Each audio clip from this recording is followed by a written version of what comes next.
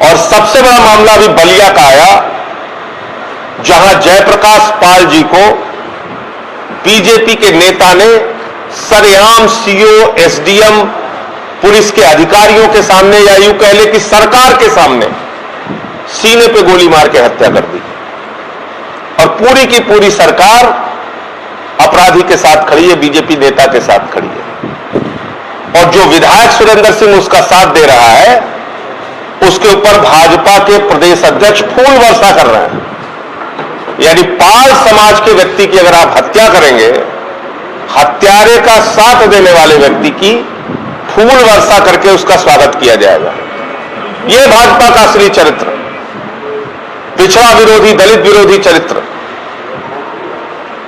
वाल्मीकि विरोधी, जाटो विरोधी, पाल विरोधी, निषाद विरोधी चरित्र, राजभर विरोधी चरित्र यह है जिसका जिक्र मैं बार बार करता हूं कि जले पे नमक छिड़कने वाली बात। एक व्यक्ति की हत्या हो गई, पाल समाज के व्यक्ति की, और हत्यारे का साथ देने वाले विधायक को भाजपा का प्रदेश अध्यक्ष फूल वर्षा कर रहा है कि तुमने बहुत अच्छा काम किया। प्रदेश में योगी आदित्यनाथ जी मिशन शक्ति चला रहे हैं, और कल हम लोगों ने एक वीडियो देखी कि वो कन्याओं के पैर धुल रहे हैं। मुझे देख के अंदर से बड़ा दुख हुआ। तकलीफ ये हुई कि हर घटना के पीछे नौटंकी, ड्रामा, तमाशेबाजी, प्रचार, वास्तविकता कुछ और है, दिखाया कुछ और जा रहा है। ये हो क्या रहा है उत्तर प्रदेश में? कल जब वो कन्याओं के बेटियों के पैर धुल रहे थे बाबा जी, उसी समय में गोरखपुर के अंदर एक मंद बुद्धि की किशोरी के साथ दुष्कर्म की घटना हुई। मंद बुद्धि की किशोरी के साथ दुष्कर्म की घटना गोरखपुर में। यह एक घटना नहीं है, सामूहिक दुष्कर्म की घटना कार के अंदर, गैंग रेप की घटना युवती के साथ कार के अंदर सहारनपुर में हुई। मऊ में एक महिला के साथ छेड़खानी की गई, रेप किया गया, और जब उसने विरोध किया तो उसको छत से उठा के फेंक दिया गया। ये हो रहा है, ये मिशन शक्ति है।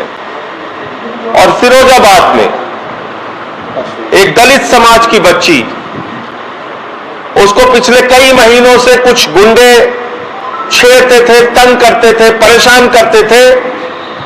वो बेचारे शर्म के मारे 11वीं की छात्रा अपने परिवार में नहीं बताती थी, डरी हुई थी, सहमी हुई थी। 3-4 दिन पहले उसके साथ फिर से जोर जबरदस्ती करने की कोशिश की उन गुंडों ने। जब उसने विरोध किया तो इस दलित की बच्ची को घर में रात के अंदर घुस के गोली मार के हत्या कर दीजिए। यह हो रहा है उत्तर प्रदेश में, और आप मिशन शक्ति चला रहे हैं योगी जी। आप कन्याओं के पैर धोने की नौटंकी कर रहे हैं। अरे आपके राज्य में तो छोटी छोटी बच्चियां, कन्याएं हवस का, दरिंदगी का, बलात्कार का शिकार हो रही हैं, उनकी हत्याएं हो जा रही हैं, और आप उसको रोक नहीं पाते। आज जब मैं आपसे बात कर रहा हूं, बागपत की घटना है, आदेश जैन नाम के व्यक्ति का अपहरण हो गया, 1 करोड़ की फिरौती मांगी जा रही है।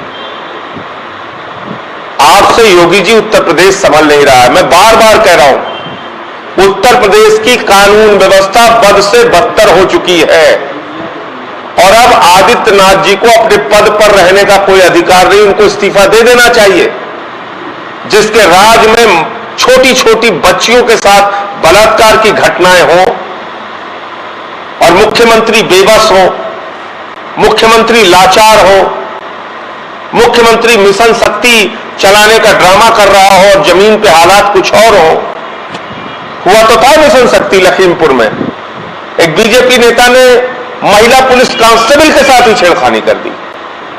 और जब वो महिला पुलिस कांस्टेबल उसको गिरफ्तार करके ले जाती है तो इनका विधायक उसको छुड़ाने के लिए पहुंच जाता है। तो पूरी की पूरी भारतीय जनता पार्टी सरकार ऊपर से लेकर नीचे तक ये लोग अपराधियों को बचाने में लगे हुए हैं। हाथरस कांड में अपराधियों को बचाओ, बलिया कांड में अपराधियों को बचाओ, लखीमपुर में अपराधियों को बचाओ, हर जगह खाली बलात्कारियों को, हत्यारों को, गुंडों को, माफियाओं को बचाने का काम करो। और आपने क्या किया पिछले दिनों? भाजपाइयों, तुम्हें शर्म भी नहीं आती? क्या क्या बोल जाते हो। श्री राजरतन अंबेडकर जो पर पौत्र हैं बाबा साहब डॉक्टर भीमराव अंबेडकर जी के, उन्होंने गाजियाबाद में वाल्मीकि समाज और जाटव समाज के तमाम पीड़ित लोगों को जो हाथरस कांड से दुखी थे, तकलीफ में थे, योगी आदित्यनाथ की नीतियों से तकलीफ में थे, दलित समाज पर हो रहे अत्याचार से तकलीफ में थे, राजरतन पांडे जी ने यानी अंबेडकर साहब के परपौत्र ने उनको बौद्ध धर्म की दीक्षा दिलाई। बौद्ध धर्म की दीक्षा। और भाजपा के नेता क्या कह रहे हैं? कह रहे साहब उन्होंने आईएसआई से पैसा लिया हुआ है, उन्होंने दाऊद इब्राहिम से पैसा लेकर धर्म परिवर्तन किया।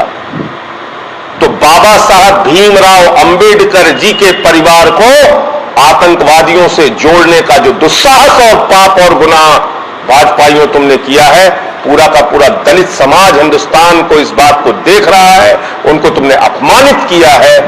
और अगर तुमने इसके लिए माफी नहीं मांगी, अपने शब्दों को वापस नहीं लिया, अंबेडकर साहब के परिवार को तुम आतंकवादी कहते हो, आईएसआई का एजेंट कहते हो, दाऊद इब्राहिम से पैसा लेने वाला कहते हो, अगर इसके लिए सार्वजनिक तौर पे भाजपा के शीर्ष नेतृत्व ने माफी नहीं मांगी तो पूरे देश का दलित समाज इनके खिलाफ आंदोलित होगा, सड़कों पर निकलेगा। आपने दलितों को अपमानित किया। वो आदित्यनाथ की नीतियों से पीड़ित होकर, दुखी होकर, हाथरस की गुड़िया को न्याय नहीं मिला, इससे दुखी होकर बौद्ध धर्म की दीक्षा ले ली, उन्होंने आईएसआई से पैसा ले लिया, दाऊद इब्राहिम से पैसा लेकर वो धर्म परिवर्तन कर रहे हैं, पूरे के पूरे वाल्मीकि समाज को अपमानित किया, पूरे के पूरे जाटव समाज को आतंकवादी कह दिया, बाबा साहब भीमराव अंबेडकर जी के परिवार को आतंकवादी कह दिया।